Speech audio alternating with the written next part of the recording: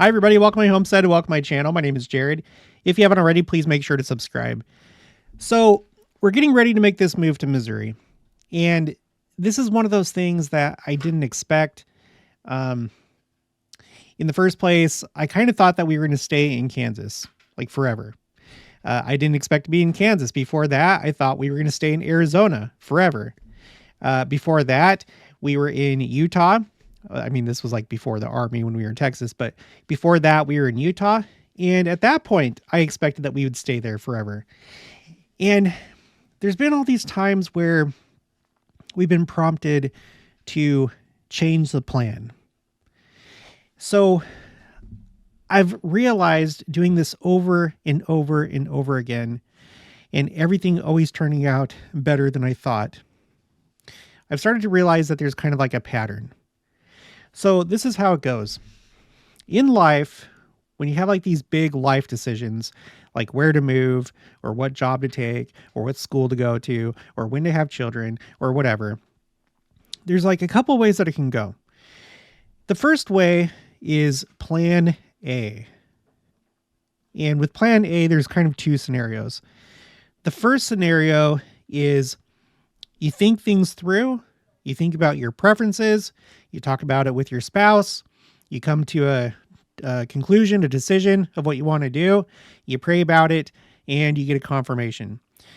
And you get that confirmation because there is no right answer in our NRA. I don't know when I'm going to publish this, but I just yesterday recorded a video about guns. So this was not intentional. So sometimes there is no right answer in what you choose, and then the Lord will just give you the okay, like, yeah, that's a good idea. Go ahead and do that. Other times, you go through the same process. You make a determination of which path you want to take, and then the Lord confirms it because He wants you to take that path, and you have come up with the same answer. And so there's this second scenario where God says, yes, good job working that out. And that is, in fact, what I want you to do. Now, sometimes plan A does not work. It may be a good plan. Your reasoning may be sound in your logic and all that stuff, but it doesn't work out. And then something comes along. The Lord gives you what you perceive as plan B, which is actually the Lord's plan A. So let's do let's do an A in parentheses because it's actually the real plan A. But to you, you think it's plan B. And my life has basically been nothing but this plan B, the Lord's plan A. And it's been scary. And this is kind of the pattern, okay? So I have always gone for plan A, just using my reasoning, shooting for something. But many other times with like big decisions, like our moves in the jobs that I've taken, it's been plan B. So plan A doesn't really work out. And then the Lord will kind of slip in plan B. And this is how the pattern has gone for me. You'll have to let me know if it's like this for you. So, for example, I was going to school for accounting, and then I switched to aircraft dispatch, and I successfully got my aircraft dispatcher license, and we moved down to Arizona to live with Jenica's grandparents to save some money for a move or to buy a house or whatever, because we could have potentially moved across the country or to Hawaii or someplace like that. So we wanted to save up some money. They let us stay there rent-free. So I'd gone through all this effort to get this license, and I was applying for jobs with different airlines. I got a couple offers that I didn't want to take. They were a little bit iffy. And we were starting to run out of time and overstay our welcome at her grandparents' house. And as I was looking through the different jobs on job websites, I came across a listing for the National Guard for like an equivalent job in the military. And when I first saw that, I had this good feeling, even though like at that point we were not yet to the point of desperation, but I had that feeling. Okay. So that's like step one of this pattern is like you get that initial feeling, IF. And then you continue, and then plan A still isn't working out. And then you start to think about this because now you're at a point of kind of like desperation. In step two, or phase two, begins where you start to like wonder and doubt. You start to think, did I fail? Was this like, did I make a big like misstep by not sticking with accounting? Did I just like screw my life over? And you start to like wonder and question yourself. So I guess I'll put like like a question mark and then S for self, or I'll just write out self. You start to question yourself.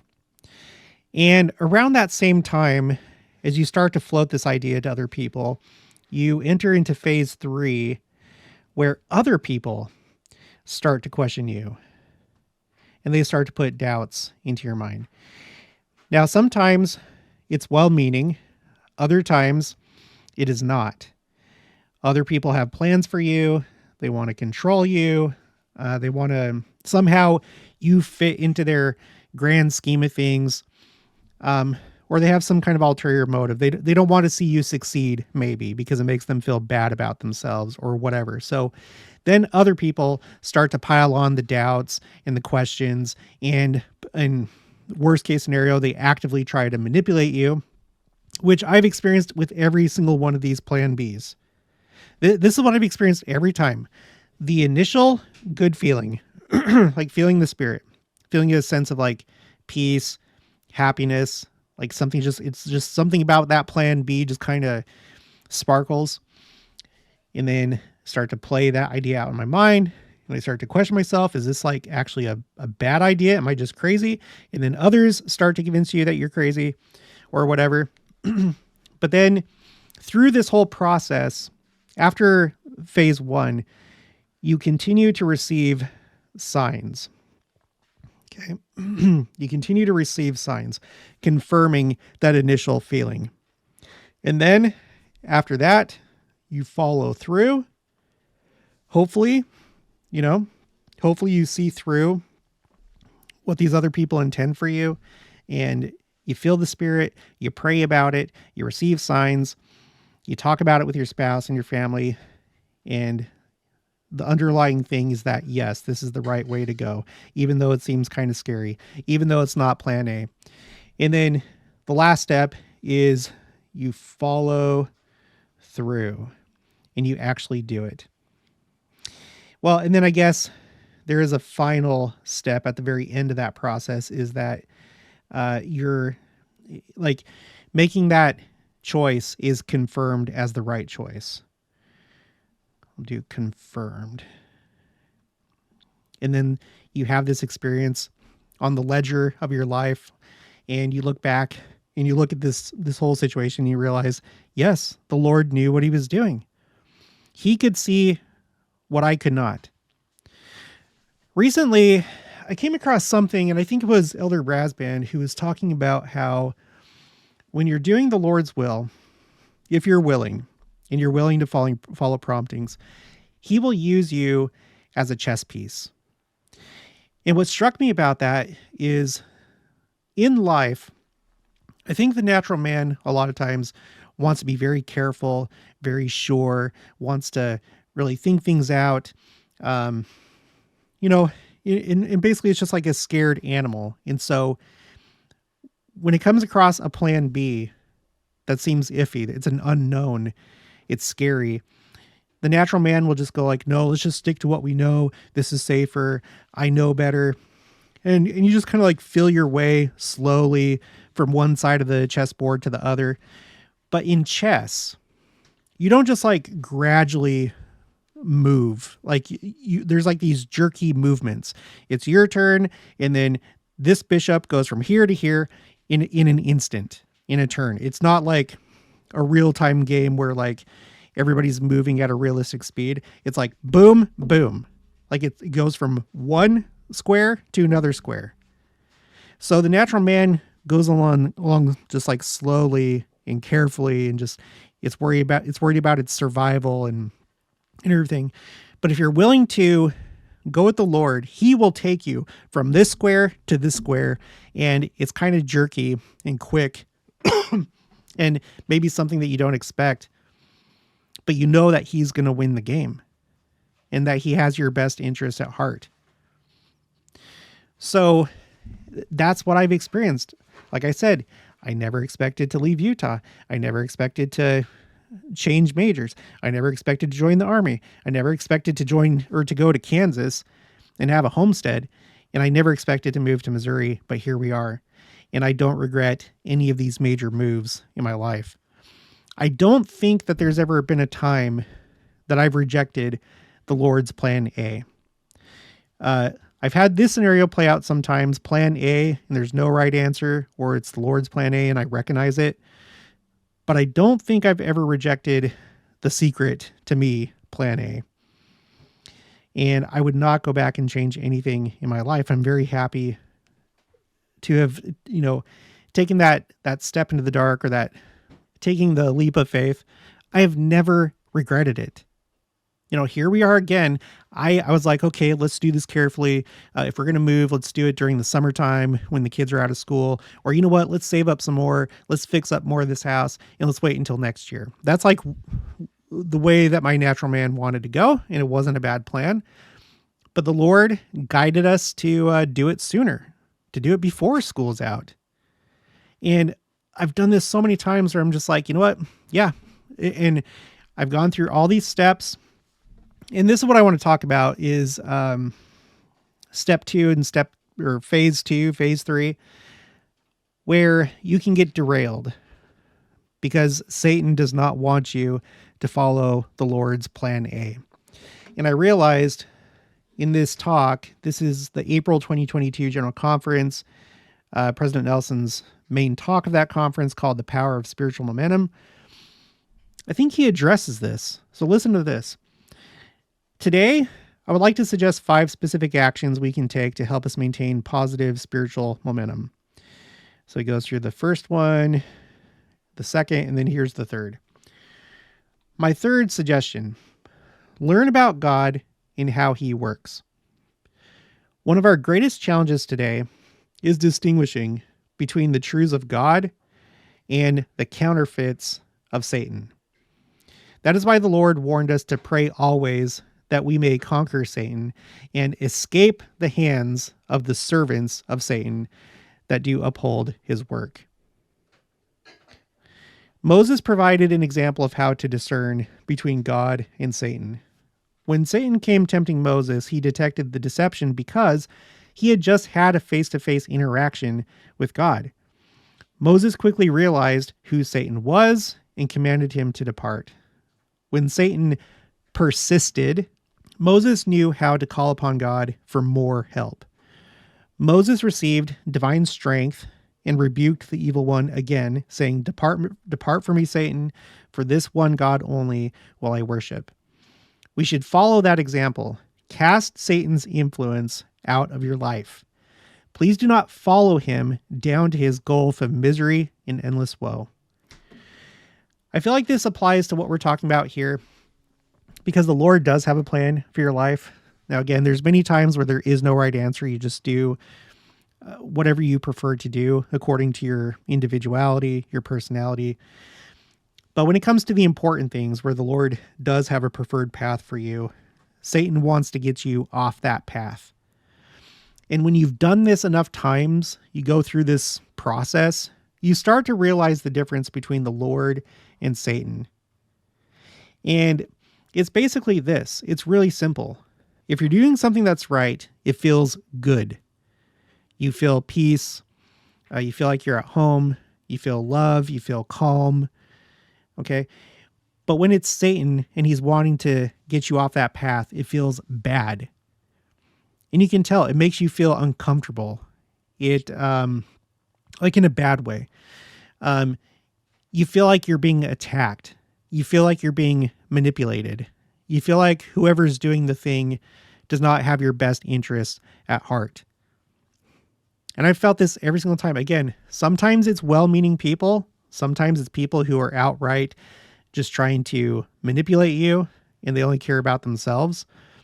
But you can feel it, and it starts with step one. When plan B, which is really plan A, is first introduced to you, you recognize it at some level.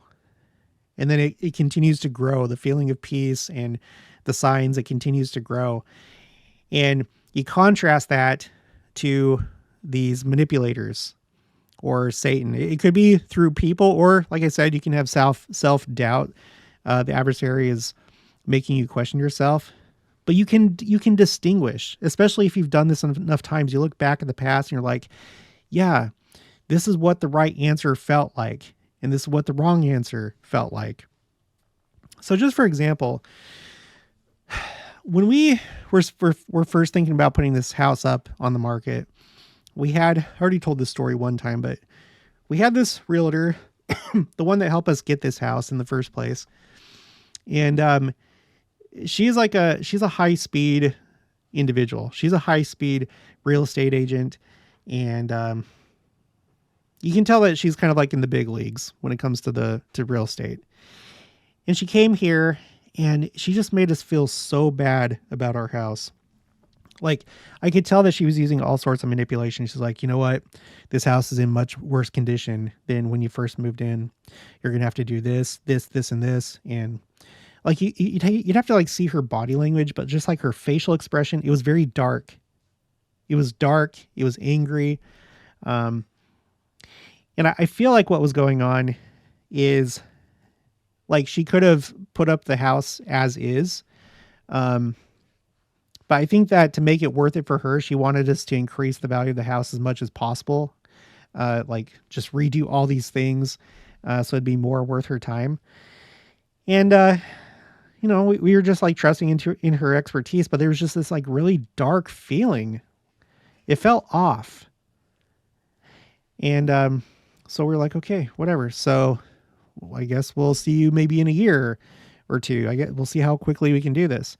So we remodeled our bathroom and did some stuff. The bathroom's nice now.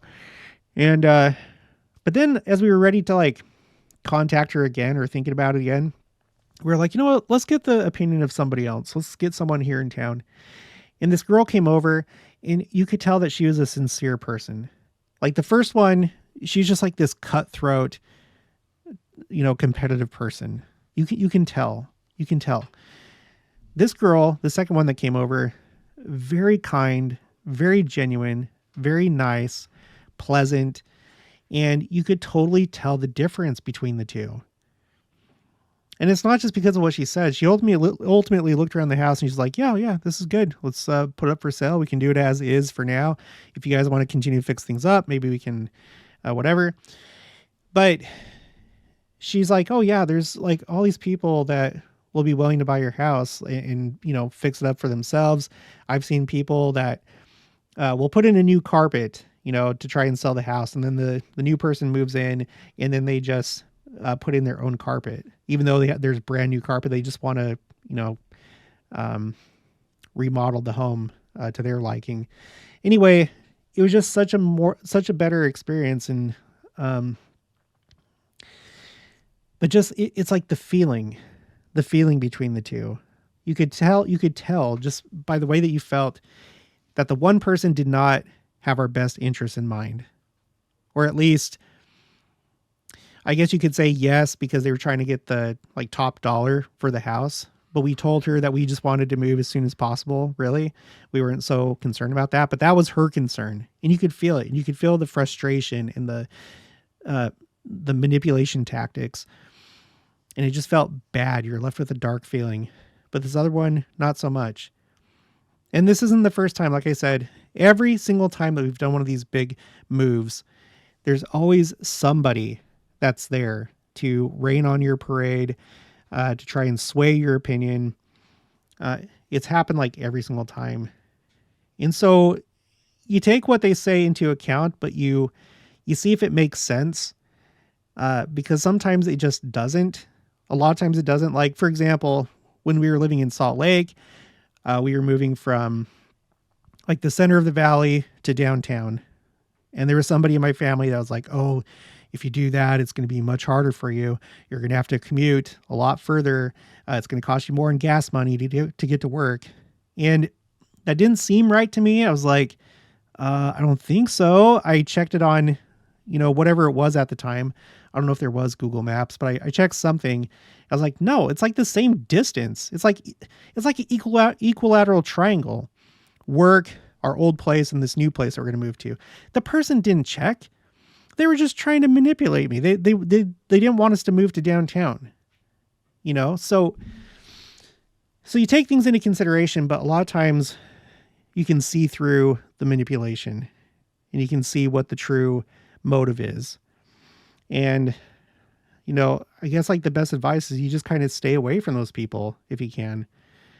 And it doesn't matter if it's family or friends. If it's somebody that's just trying to control you and they don't have your best interest at heart, then you find distance and you spend more time with people that do support you, that do have your best interest at heart. So anyway, I just had that on my mind. Just wanted to share that with you. This has been my experience. It's the same thing every time. And at this point, like, I wouldn't be surprised if the Lord was like, okay, now I need you to move to Mars. And I would just be like, okay, yep, that's fine. Let's do it. I would still expect to go through this same process, the initial feeling, the questioning myself, and then getting questioned by others, and then following through, and then having it confirmed. And that's the thing. I feel like there's not really any avoiding these steps. Even with as strong as your faith is, you're still going to be tested. The adversary is still going to come along, and you just have to go through the process. But you just stick to truth, and everything will work out. Okay, that's all that I have for this one. So if you haven't already, please make sure to subscribe. Like this video if you liked it. Leave your thoughts and opinions down in the comments below. Also, make sure to share it, and I'll talk to you guys later.